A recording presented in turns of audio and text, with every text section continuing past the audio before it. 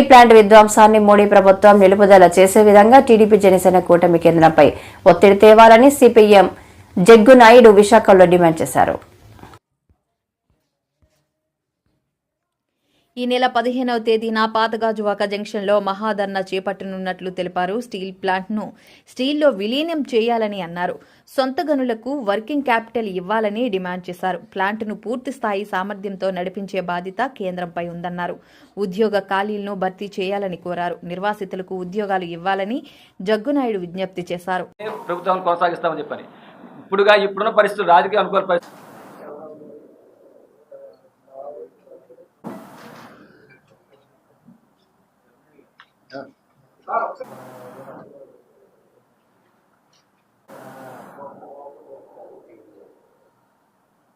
ఓకేనా?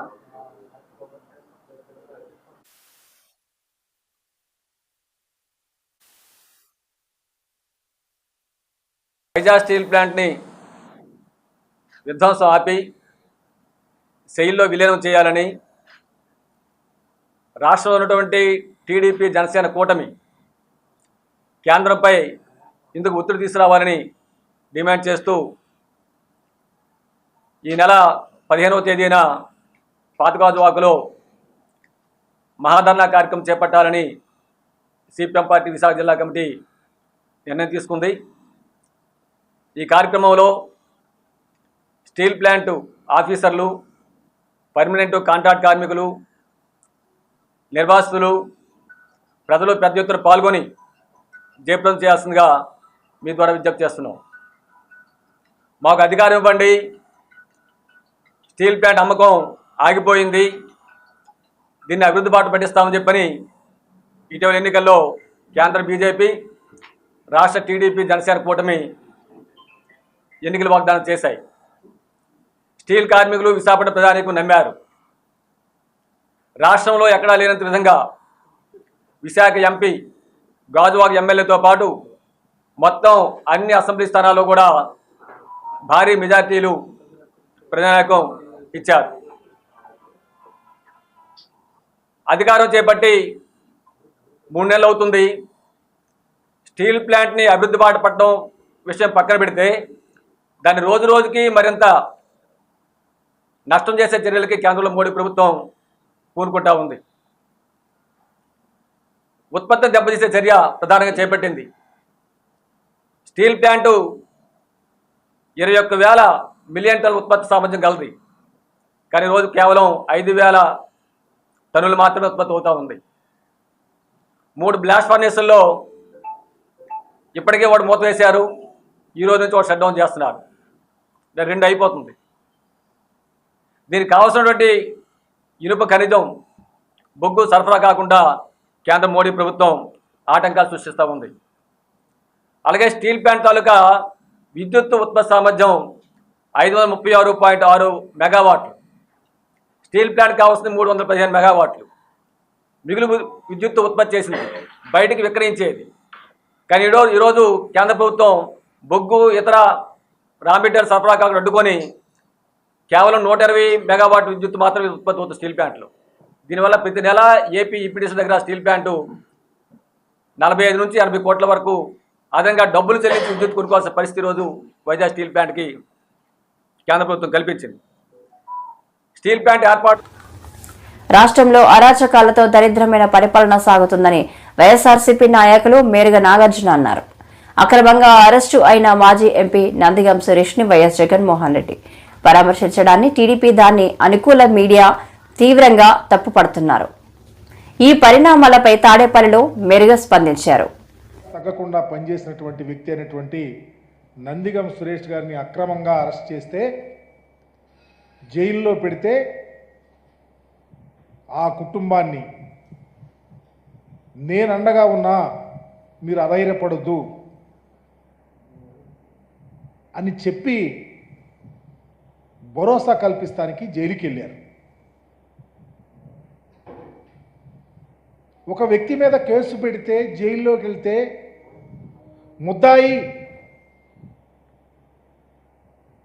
ముద్దాయిని చూస్తాకి జగన్మోహన్ రెడ్డి గారు వెళ్ళారు అని గావు కేకలు పెట్టే ప్రపంచంలో ఉన్న ఈ తెలుగుదేశం పార్టీ నాయకుల యొక్క స్థితి గురించి ఆలోచించమని అడుగుతా ఉన్నా. స్వయానా ఈ రాష్ట్ర ముఖ్యమంత్రి ముద్దాయం చూస్తాకి జగన్మోహన్ రెడ్డి వెళ్ళాడు. ఈ రాష్ట్రంలో ఉన్న మంత్రులు మాట్లాడుతూ ఉన్నారు. నేను అడుగుతా ఉన్నా, అయ్యా ఆంధ్రప్రదేశ్లో ఒక దళిత పార్లమెంట్ సభ్యుడు జైల్లోకి వెళ్తే ఆయనను పరామర్శిస్తే తప్ప? అంటే మేము జైల్లో ఉంటే మీకు ఆనందం, మమ్మల్ని పరామర్శిస్తే మీకు తేలిక భావన. ఇంతకుముందు ఎన్నడూ ఎవరు వెళ్ళలేదా? చంద్రబాబు నాయుడు గారు మీరు వెళ్ళలేదా? అంటే పేదవాడిని పలకరించడానికి, మనోధైర్యం కల్పిస్తానికి జగన్మోహన్ రెడ్డి గారు వెళ్తే మీరు ఇష్టం వచ్చినట్టు మాట్లాడటం మీకు తగునా అని అడుగుతా ఉన్నా. ఇది ఎక్కడైనా ఉందా ఈ సాంప్రదాయం? మీరు ఏనాడు వెళ్ళరు, మీరు పలకరించరు. దళితులంటే తేలిక స్వభావం. జగన్మోహన్ రెడ్డి గారు బాధ్యతాయుతంగా వెళ్ళారు. చంద్రబాబు నాయుడు గారు అయితే వెళ్తాడు. వాళ్ళకు సంబంధించిన వాళ్ళు ఎంతమంది జైల్లోకి వెళ్తే వెళ్ళారో తెలియదా? అంటే మీరు ఇంకా ఇప్పటికి కూడా అస్పృశ్యత అంటరానితనాన్ని వేలెత్తి చూపిస్తూ ఉన్నారని చెప్పడానికి ఇంతకన్నా ఉదాహరణ ఏముందని అడుగుతా ఉన్నా.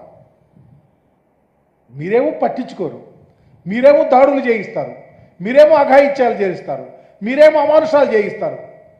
చివరికి మా చుట్టాలు గారు వాడుకుంటారు. కానీ మా నాయకుడిని పలకరిస్తాకెళ్తే ఇంత గావుకేకలు పెట్టడం ఇది చరిత్ర క్షమించదని మీకు తెలియపరుస్తా ఉన్నా. అణగారిన కులాలలో పైకొచ్చి, రాజకీయాల్లో పైకొచ్చి ఒక పార్లమెంట్ సభ్యుడిగా పనిచేసిన వ్యక్తి కోసం మీరు ఇంత రాద్ధాంతం చేస్తూ ఉన్నారంటే నీతి ఎక్కడుందని అడుగుతా ఉన్నా.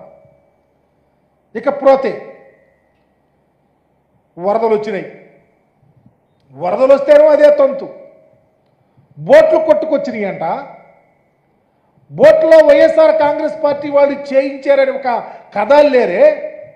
నేను అడుగుతా ఉన్నా, ఎన్ని బోట్లు కొట్టుకొచ్చినాయి? 3 బోట్లే లెక్క చెబుతా ఉన్నారు. మిగిలిన 2 బోట్లు ఏమైనాయి? ఈ బోట్ల యజమాని శేషాద్రి అని ఆయన ఏ పార్టీ అని లోకేష్ బాబుని పాదయాత్ర. మన్యంలో తప్పని తిప్పలు, బాలింతరాలను జేసీబీతో కల్వర్టు దాటించిన ఘటన. అల్లూరు జిల్లా మన్యంలో గిరిజనులకు ఎన్ని ప్రభుత్వాలు మారినా తిప్పలు తప్పడం లేదని ఆవేదన చెందుతున్నారు. బాలింతరాలను జేసీబీ కల్వర్టుతో దాటించిన ఘటన చోటు చేసుకుంది. కొయ్యూరు మండలంలోని పెదమాకారం వాగుపై తాత్కాలికంగా నిర్మించిన కల్వర్టు ఇటీవల కురిసిన భారీ వర్షాలకు కల్వర్టు కొట్టుకుపోయింది. దీంతో పూర్తిగా 100 గ్రామాల పైబడి రాకపోకలు నిలిచిపోయాయి. అత్యవసర పరిస్థితుల్లో బయటకు వచ్చే ప్రయాణికులు అక్కడ హైవే నిర్మాణాలు చేపడుతున్న జేసీబీ వాహనాలు సాయంతో రాకపోకలు సాగిస్తున్నారు. బట్టపనుకుల గ్రామంలో బుధవారం రాత్రి అదే గ్రామంలో నవశిశువుకి జన్మనిచ్చిన గర్భిణీ బాలింతకి మెరుగైన వైద్యం కోసం కొయ్యూరు మండలంలో ప్రభుత్వ ఆసుపత్రికి తరలించడానికి రహదారి మార్గం లేక బాలింతను ఇలా జేసీబీతో అవతల గట్టుకి దాటించారు. అధికారులు వెంటనే స్పందించి వంతెన నిర్మించాలని తమ ఆవేదన వ్యక్తం చేస్తున్నారు చుట్టుపక్కల గ్రామస్తులు.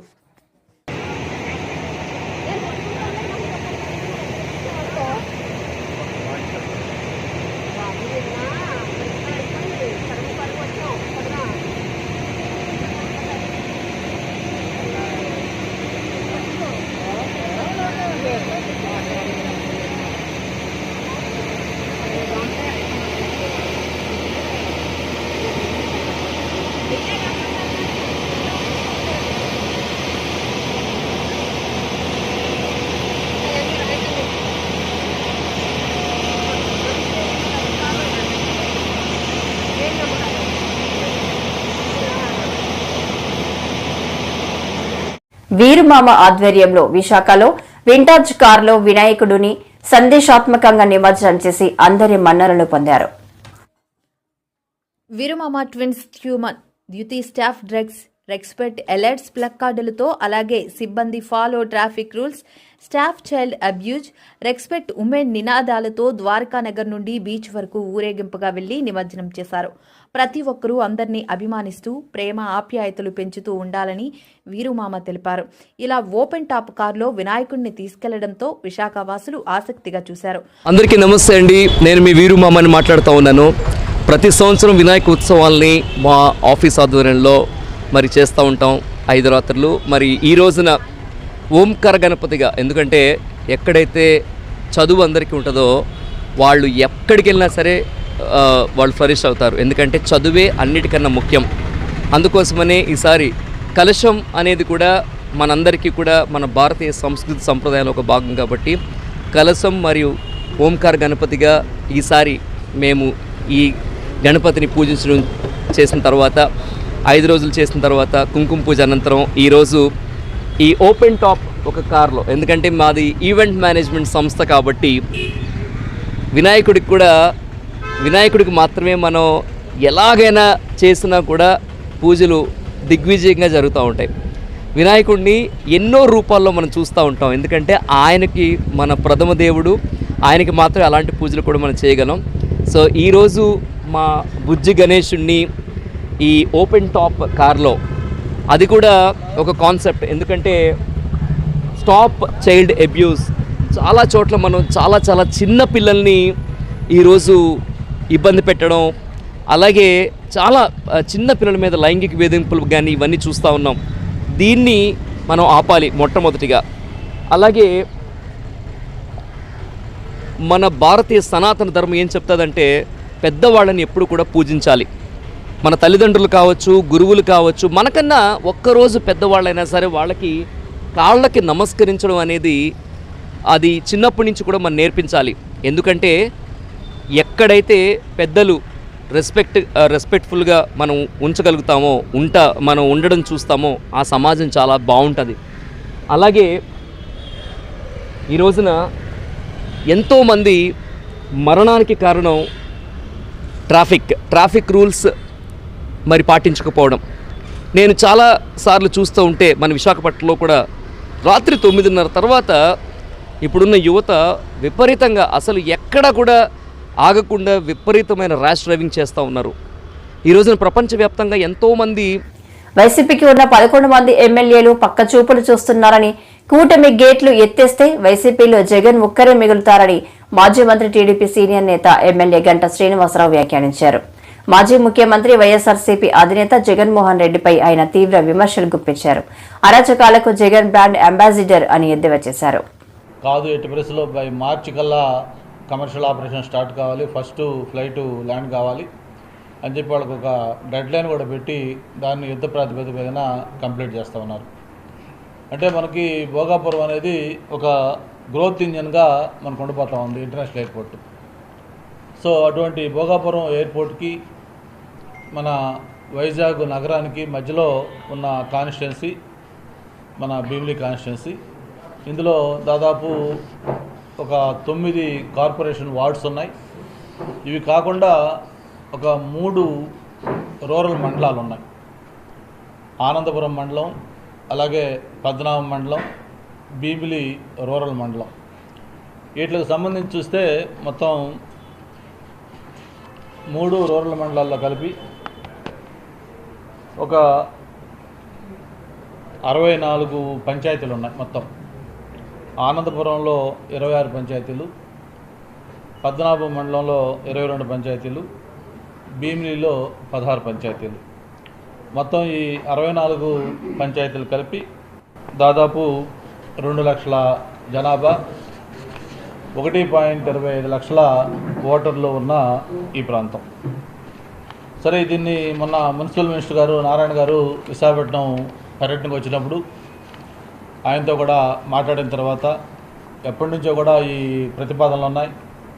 ఈ కార్పొరేషన్లో ఈ మండలాలు కూడా కల్పిస్తే బాగుంటుంది. ఎందుకంటే భీమిలి కలిసింది, అలాగే మధురవాడ అంతా కూడా కలిసి ఉంది. ఇట్లా మధ్యలో దానికి అడ్జసెంట్గా ఉన్న అటు ఇటు కొన్ని మండలాల్లో కూడా మెజారిటీ పేరుకి రూరల్ మండలాలు ఉన్నాయి, కానీ ఫర్ ఆల్ ప్రాక్టికల్ పర్పస్ అన్నీ కూడా కార్పొరేషన్ లిమిట్స్లో ఉన్నట్లే. ఒక్క పద్మనాభ మండలంలో కొన్ని డిస్టెంట్ విలేజెస్, అలాగే ఆనందపురం మండలంలో భీమనదరపాలెం లాంటి కొన్ని ఏరియాలు ఎక్కడైతే కొంచెం చివరికి ఉన్నాయో అవి తప్ప భీమిలి రూరల్ మండలం కానీ లేకపోతే ఆనందపురం కానీ మెజారిటీ గ్రామాలు అర్బన్లో కలిసిపోయి ఉన్నాయి. ఒక పక్క అర్బన్లో ఫాస్ట్గా డెవలప్మెంట్ స్కోప్ ఉంటుంది అనేది ఒక ఇంప్రెషన్ పబ్లిక్లో కూడా ఉంది, లోకల్గా కూడా అందరూ కోరుకుంటారు. కాబట్టి మినిస్టర్ గారు చెప్పిన ప్రతిపాదన గురించి మా నాయకులందరితో కూడా ఒక సమావేశం పెట్టి మాట్లాడడం జరిగింది. నేను ఎక్స్పెక్ట్ చేసిన కంటే అనూహ్యంగా యాక్చువల్ పద్మనాభ మండలం కొంచెం ఏలేరు వరదలతో వందల ఎకరాల్లో నష్టం జరిగిందని ఏపీసీసీ చీఫ్ వైఎస్ షర్మిలారెడ్డి అన్నారు. గురువారం మీడియాతో మాట్లాడుతూ ఏలేరు ఆధునీకరణ జరగకపోవడం, పూడిక తీయకపోవడం వల్లే ఇంతటి విపత్తు ఏర్పడిందన్నారు. రైతులు అప్పులు చేసి పంట వేసి నష్టపోయారన్నారు. అసలు రాజశేఖర్ రెడ్డి గారు ముఖ్యమంత్రిగా ఉన్న రోజుల్లో ఏలేరు రిజర్వాయర్ కింద ఉన్న కెనాల్స్ ని మోడర్నైజేషన్ చేయాలి, ఆధునీకరణ చేయాలి, దానిని ఎక్స్పాండ్ చేయాలి అని రాజశేఖర్ రెడ్డి గారు దానికోసం ఫండ్స్ శాంక్షన్ చేసి శంకుస్థాపన కూడా చేశారు. రైట్ కెనాల్, లెఫ్ట్ కెనాల్ అని పనులు కూడా మొదలు పెట్టారు. కానీ దురదృష్టవశాత్తు రాజశేఖర్ రెడ్డి గారు వెళ్లిపోయిన తర్వాత వచ్చిన ప్రభుత్వాలు ఒక్కరి కూడా పట్టించుకోలేదు. మన రాష్ట్రం 10 ఏళ్ల అయింది ఏర్పడి, కనీసం రాష్ట్రం ఏర్పడ్డాకైనా ఈ చిన్న రైతుల గురించి వీళ్ళ గురించి ఆలోచన చేస్తారు అంటే 5 సంవత్సరాలు చంద్రబాబు గారు ముఖ్యమంత్రిగా ఉన్నారు, తర్వాత 5 సంవత్సరాలు జగన్మోహన్ రెడ్డి గారు ముఖ్యమంత్రిగా ఉన్నారు. ఇప్పుడు చంద్రబాబు గారు చెప్తున్న మాట జగన్మోహన్ రెడ్డి గారు కారణం. దీనికి జగన్మోహన్ రెడ్డి గారు మేము కాంట్రాక్ట్ ఇస్తే దాన్ని ఆనర్ చేయలేదు, క్యాన్సిల్ చేశాడు. పోనీ ఆయన వేరే పనులు చేశారా అంటే చేయలేదు, కాబట్టే ఈ ముప్పు వచ్చింది అని చంద్రబాబు గారు చెప్తున్నారు. మరి దీన్ని జగన్మోహన్ రెడ్డి గారు ఏం సమాధానం చెప్తారో చెప్పాలి. జగన్మోహన్ రెడ్డి గారిని అడుగుతున్నాం. రాజశేఖర రెడ్డి గారి జలయజ్ఞంలోని ప్రాజెక్టులు, ఆయన 54 ప్రాజెక్టులు జలయజ్ఞంలో మొదలు పెడితే 42 ప్రాజెక్టులు ఇంకా మిగిల్చి వెళ్తే ఆ 42 ప్రాజెక్టులని 6 నెలల్లోనే పూర్తి చేస్తానన్నాడు జగన్మోహన్ రెడ్డి గారు. అవి పూర్తి చేయకపోగా ఉన్న ప్రాజెక్టులను కూడా కనీసం మెయింటెనెన్స్ కూడా చేసింది కాదు జగన్మోహన్ రెడ్డి గారి ప్రభుత్వం. ఇక్కడ రైతులు చెప్తున్నారు ఒక్క వర్క్ కూడా జరగలేదు, గత 10 సంవత్సరాలుగా కూడా జరగలేదు. చంద్రబాబు గారు చేయలేదు, జగన్మోహన్ రెడ్డి గారు చేయలేదు. కాలువ సైజు తగ్గిపోయింది, పూడికలు తీయలేదు, మోడర్నైజేషన్ చేయలేదు, కనీసం గేట్స్ మెయింటెనెన్స్ కూడా చేయలేదు.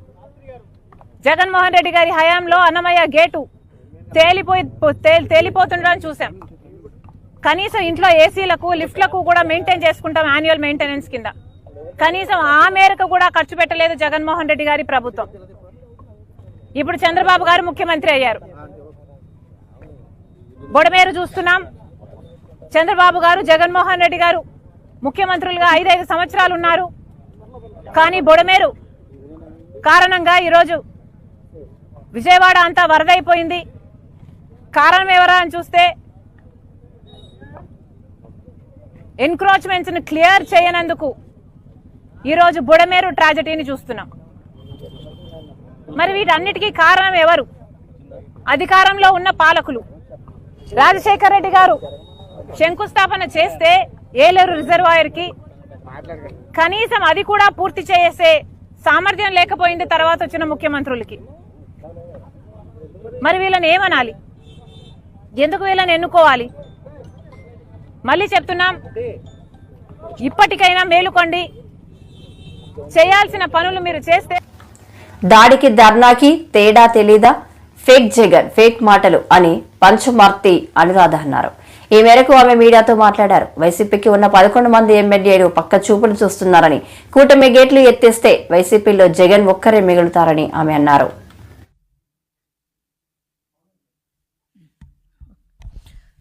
అందరికీ కూడా నమస్కారం అండి.